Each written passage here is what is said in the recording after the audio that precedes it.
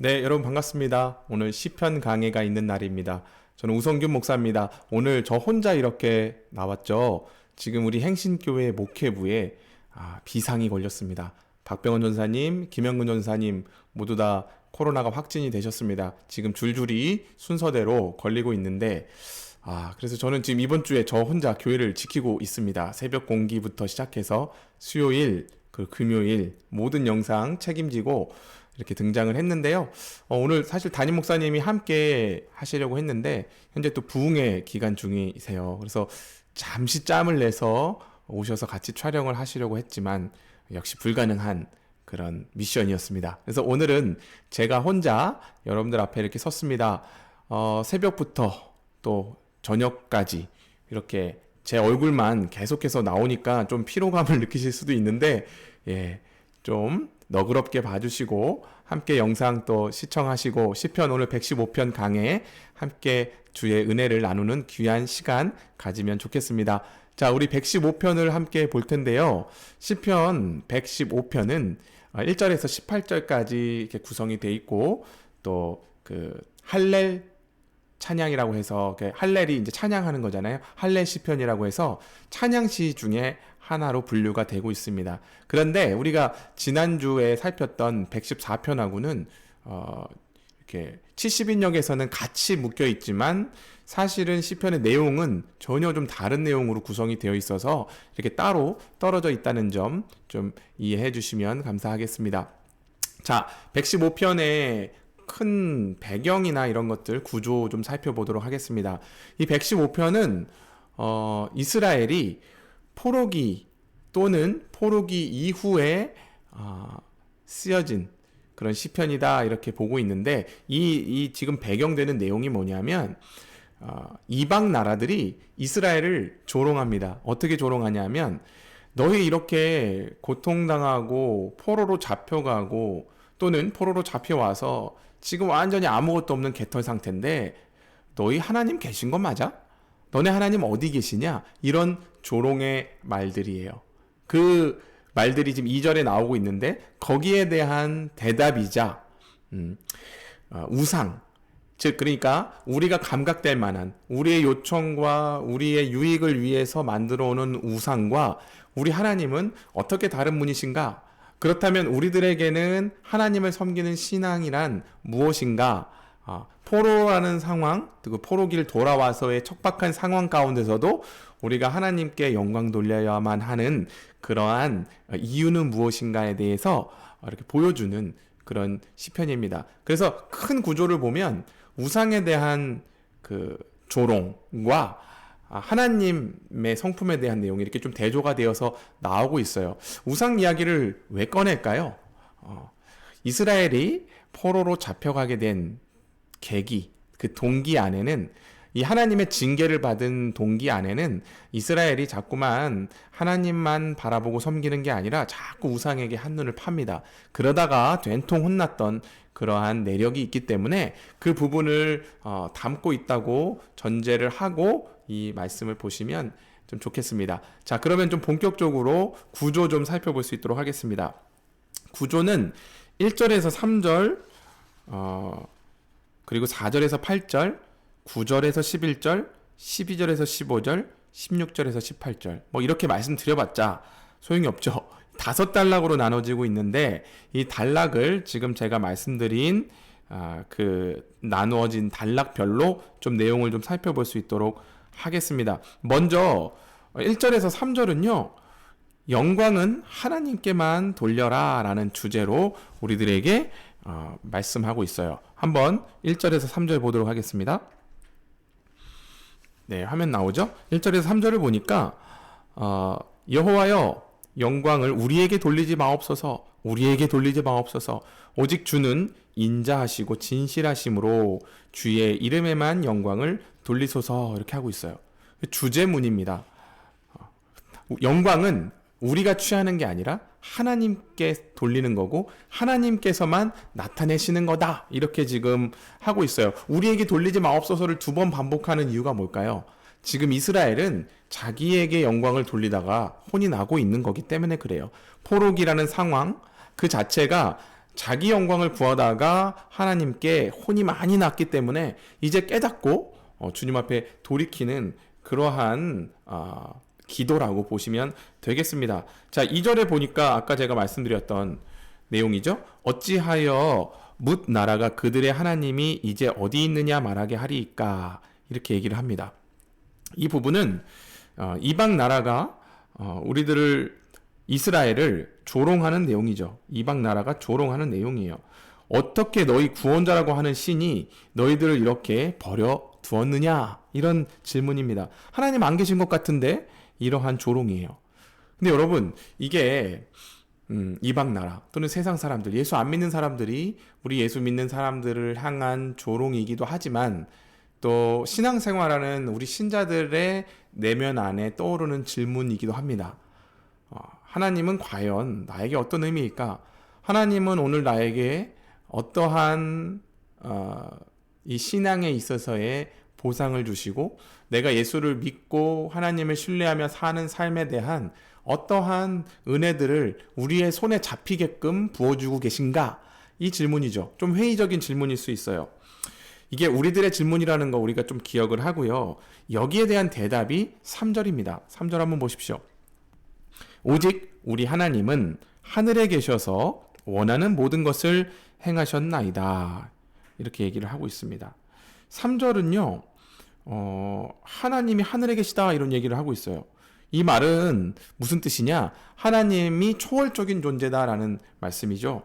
근본적으로 창조주이신 하나님의 뜻과 계획은 땅에 사는 우리들, 피조물 된 우리가 다 파악할 수 없다라는 것을 지금 대답하는 부분입니다. 그러니까 하나님 왜 안 계신 것 같으냐라고 했을 때, 그거는 우리가 감각되지 않아서지 하나님이 안 계신 거 아니야. 오히려 우리를 초월해 계시기 때문이야 라고 하는 대답인 거죠.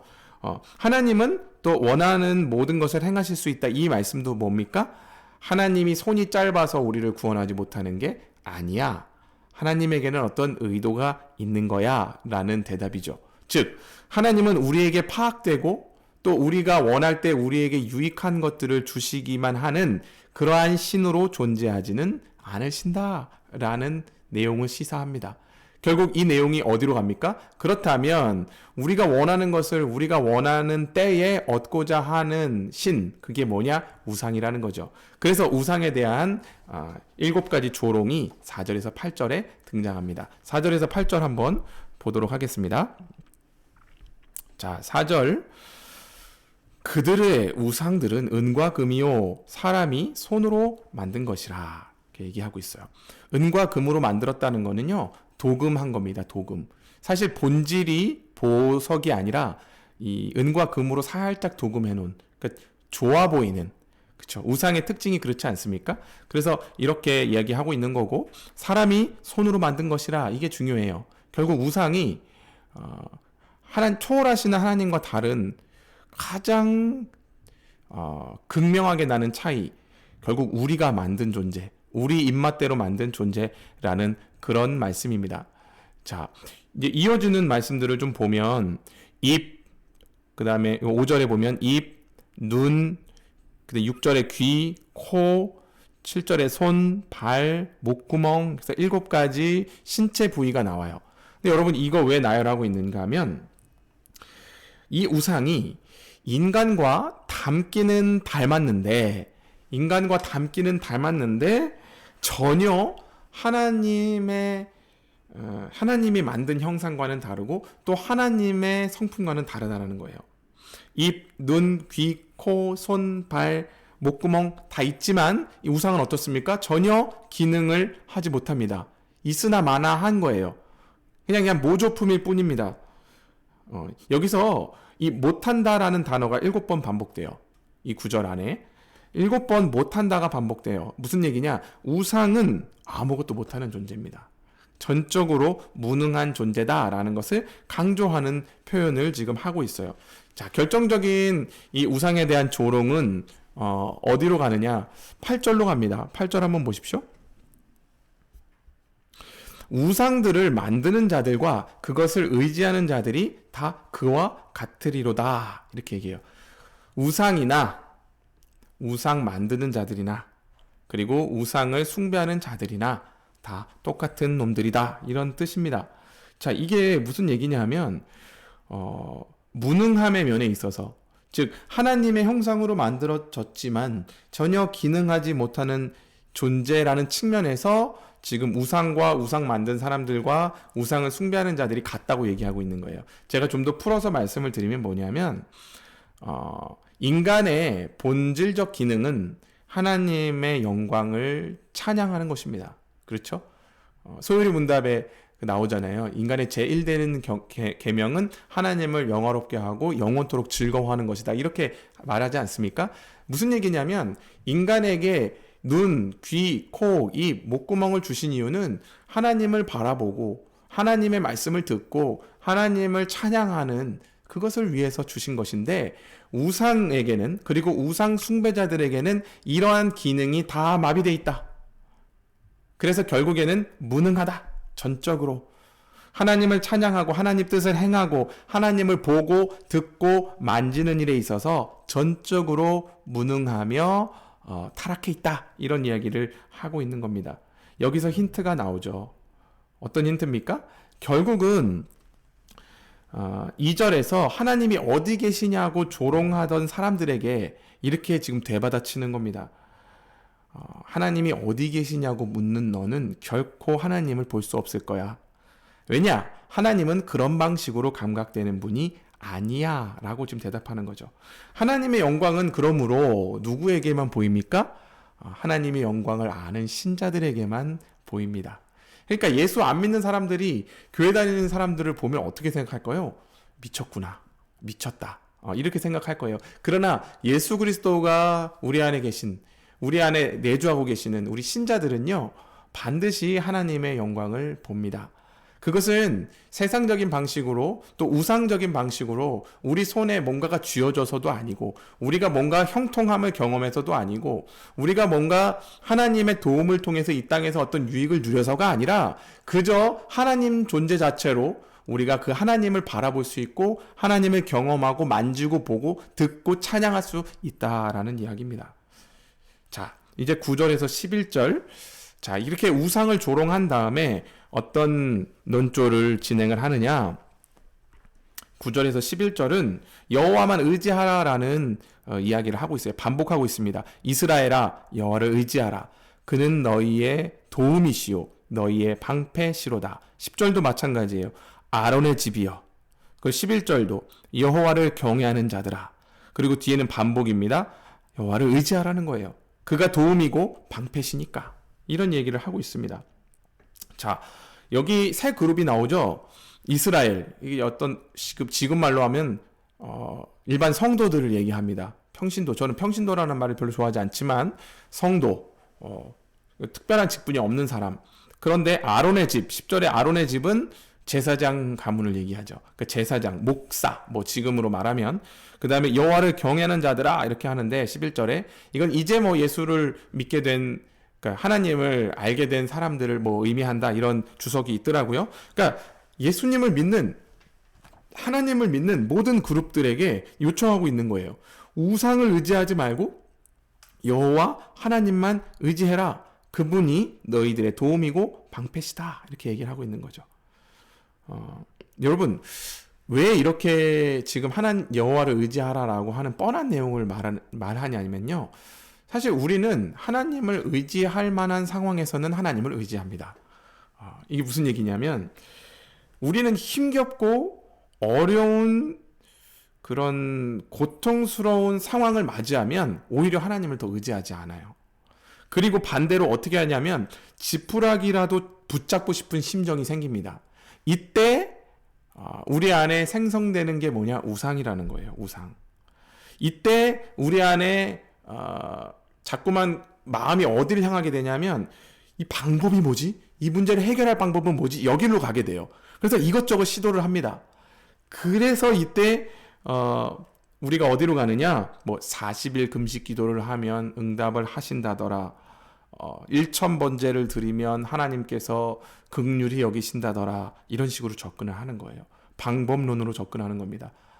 목사님, 금식기도 하고 또 일천번제 헌금 드리고 그거 나쁜 겁니까? 나쁜 거란 뜻이 아니라요. 그것은 하나님을 의지하는 게 아니라 그 방법을 의지하는 거죠. 하나님은 그런 걸 원하시는 게 아니다. 뭐를 원하시는 거냐? 하나님을 의지하라는 거예요. 우상이나 어떤 방법이나 우리의 종교적 어떤 그 종교적인 열망을, 갈망을 쏟아낼 그런 대상들이 아니라 여호와 하나님, 초월하시는 하나님, 내 상황을 바꾸실 수도 있고 바꾸지 않으실 수도 있는, 그러나 어떤 의도를 갖고 계시는 하나님 앞에 나아가서 무릎을 꿇고 그분께 의지하라는 말씀이죠. 지금 이스라엘 같은 경우도 포로기, 아주 어려운 상황들을 맞이하고 있습니다. 그런 상황에서 사실은 뭐라고 해야 위로가 좀 될까요? 너희들이 이렇게 이러한 방법을 사용하면, 뭐 이렇게 제사를 드리면, 아니면 뭐 이런 지도자를 세우면 너희들에게 구원을 주겠다, 이런 걸 지금 말씀을 하셔야 우리는 마음이 조금 풀립니다. 아, 그치, 구체적으로 내가 뭘 해야 될지 알겠으니까. 근데 지금 뭐 하는 거예요? 하나님을 의지하라고 얘기하는 겁니다. 근데 이 내용은 사실 이스라엘이 놓쳤던 내용입니다. 이스라엘이 포로로 잡혀가기 전에 끊임없이 선지자들이 이스라엘에게 경고했던 내용이에요. 하나님께 돌아가라, 하나님만을 의지해라. 그런데 이스라엘 어떻게 합니까? 그렇게 안 해요. 그리고 자꾸만 자기 방법대로 우상을 숭배하고 또 약간 기묘한 방식으로 하나님을 섬기던 방식과 우상을 섬기던 방식을 섞어서 자기들 마음대로 종교적인 행위들로 이 마음을 채운다는 거예요. 그래서 지금 이스라엘이 징계를 받고 있지 않습니까? 그래서 지금 이 시편 기자는 하나님을 의지하라라고 그 하나님을 의지하는 신앙을 회복하라고 권면하고 있는 것입니다. 자, 그럼 이어지는 12절에서 15절 함께 보도록 하겠습니다. 12절에서 15절을 보시면, 자, 여호와께서 우리를 생각하사 복을 주시되, 복을 주신답니다. 이스라엘 집에도 복을 주시고 아론의 집에도 복을 주시고, 13절, 높은 사람이나 낮은 사람을 막론하고 여호와를 경외하는 자들에게 복을 주시리로다. 그리고 여호와께서 너희를, 곧 너희와 너희 자손을 더욱 번창하게 하시기를 원하노라, 이렇게 말씀을 하세요. 지금 포로 상황에 있는데, 그죠? 아주 척박한 상황에 있는데 이렇게 복 주신다는 거예요. 15절, 너희는 천지를 지으신 여호와께 복을 받는 자로다. 지금 상기시켜 주는 겁니다. 너희는 이미 이러한 복을 소유한 자들이야. 여호와 하나님을 소유하고 있지 않느냐. 하나님의 영광을 바라봐라. 거기에 이미 진정한 복이 있다, 이런 얘기를 하고 있어요. 이 단락은 그 제사장이 제의 때 거기에 참여한 모든 사람들을 축복하는 내용이에요. 축복 기도와도 좀 비슷해요. 근데 여기서 핵심은요, 이겁니다. 뭐 높은 사람이나 낮은 사람, 그리고 아까 전에 이스라엘 집, 아론의 집. 그러니까 높은 사람이나 낮은 사람은 뭐 사회적 지위의 고하를 말하는 것일 거고, 이스라엘 집, 아론의 집은 일반 성도나 또는 목사, 또 제사장과 일반 백성, 그 어떤 차이를 말하는 거겠죠. 그러한 것이 전혀 상관없이 하나님을 경외하는 자들에게 복을 주신다는 그런 말씀이에요. 그러니까 목사들에게 특별한 복을 더 주시고, 그리고 목사님들을 잘 섬기는 가정에 복을 주시고, 뭐 이런 거는요 조금 미신입니다. 좀 이상한 관습이에요. 그러니까 여러분, 목사들에게 잘해서 복 받는다 이런 생각하지 마시고요, 그냥 하나님을 경외하시기 바랍니다. 그러시면 주께서 복을 주십니다. 그리고 사람의 영광을 한번 생각을 해보자는 거죠.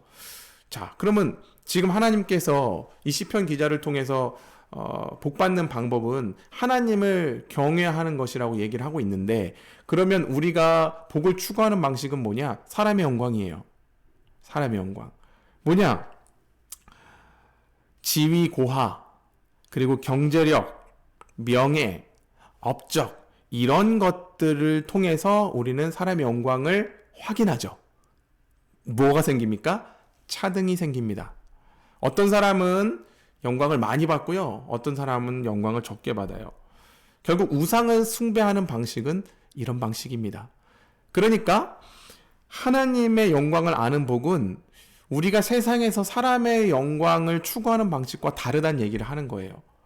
그러니까 교회 안에서 자꾸만 하나님의 영광과 복을 추구하는 방식 안에 뭐가 묻어나느냐? 세상에서 사람들이 자기 영광을 구하는 방식이 묻어나요. 그러니까 뭐 헌금을 많이 한 사람, 봉사를 많이 한 사람, 교회에 헌신을 많이 한 사람에게 많은 복이 가는 것처럼 그런 식으로 얘기를 합니다. 예, 그렇지 않습니다. 우리가 거기서 지금 탈피해야 된다는 거예요. 오히려 우리의 삶의 조건이나 현실이 좀 초라할지라도, 그게 어떤 모습일지라도 하나님의 영광과 은혜는 그 자리에 임합니다. 우리가 그걸 기억해야 돼요. 그러니까 우리가 자꾸만 예수 믿는 신자로 살면서도 쪼그라드는 이유가 뭐예요? 세상에서 별 볼 일 없는 거는 견디겠는데 교회에 와서도 영적으로 자기가 별 볼 일 없는 걸 못 견디잖아요. 그래서 교회 안에서 뭔가 자기의 그 입지, 그리고 그 교회 안에서 뭐 지위 또는 직분, 또 영적 영향력, 이런 것들에 우리가 또 목을 매지 않습니까? 요즘은 또 하도 교회에서 그 뭔가 교회 활동을 통해서 뭔가 그런 걸 증명하려는 시도조차도 사실 없는 시기이기는 하지만 말입니다. 결국은 우리는 하나님의 영광과 하나님의 복을 추구할 때 사람을 따져서는 안 됩니다.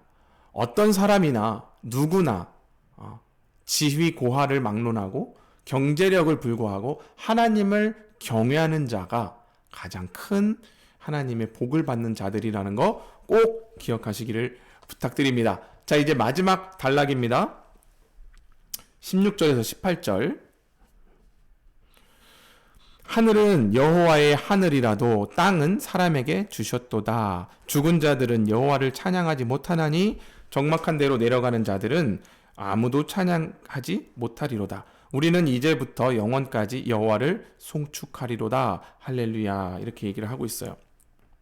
송영이죠. 이제 어떻게 보면 이 제사에서 쓰이는 찬양시니까 마지막 송영을 하면서 찬양을 요청하고 있는 거예요. 이런 하나님을, 이러한 공평하시고 또 초월적이신 우리 하나님을 높입시다. 우상이 아니라 하나님만 의지합시다. 이렇게 찬양을 요청하는 그런 대목입니다. 찬양 인도자가 앞에서 멘트를 하는 거죠. 우리 이런 하나님 앞에 찬양합시다. 이렇게 기도합시다. 이렇게 요청하는 부분이라고 생각하면 돼요. 근데 16절 보니까 하늘은 여호와의 하늘이라도 땅은 사람에게 주셨도다. 이렇게 말씀하고 있습니다. 여러분, 이게 무슨 뜻일까요? 아까 앞에서 하나님은 하늘에 계시다 이런 말씀을 3절에서 했었죠. 근데 여기서는 땅은 사람에게 주셨다 이렇게 대조적인 표현을 써요. 무슨 얘기냐면 하나님은 초월적인 분으로서 계시고 우리는 그 하나님을 다 파악할 수 없지만 우리에게 하나님은 뭐를 맡겨주셨냐? 이 땅을 맡겨주셨다. 우리의 삶의 자리를 맡겨주셨다라는 말씀입니다. 즉, 이 땅에서의 우리들의 삶은 우리가 책임져야 된다는 말이에요. 우리에게 요청되는 게 그러니까 뭐라는 겁니까? 너는 하나님의 영광을 구하면서 살 것이냐? 아니면 우상이나 자기 숭배에 빠져서 살 것이냐를 선택하라. 그것을 책임 있게 결정하라 라는 요청입니다. 좀 이해가 되십니까? 그러니까 우리가 일상을 이렇게 살아갑니다. 하루하루를 살아가요. 근데 우리 신자들이 마음속에 갈증이 뭐냐면 어떤 선택의 기로에 있어서 자꾸만 내가 이렇게 하는 게 맞는 건지 저렇게 하는 게 맞는 건지 이러한 고민에 부딪힐 때가 있어요. 하나님 뜻이 뭐지? 이렇게 고민할 때. 그때 뭐 하라고요? 하나님의 영광을 드러내는 방향으로 결정하시면 됩니다. 큰 대지를 보면요.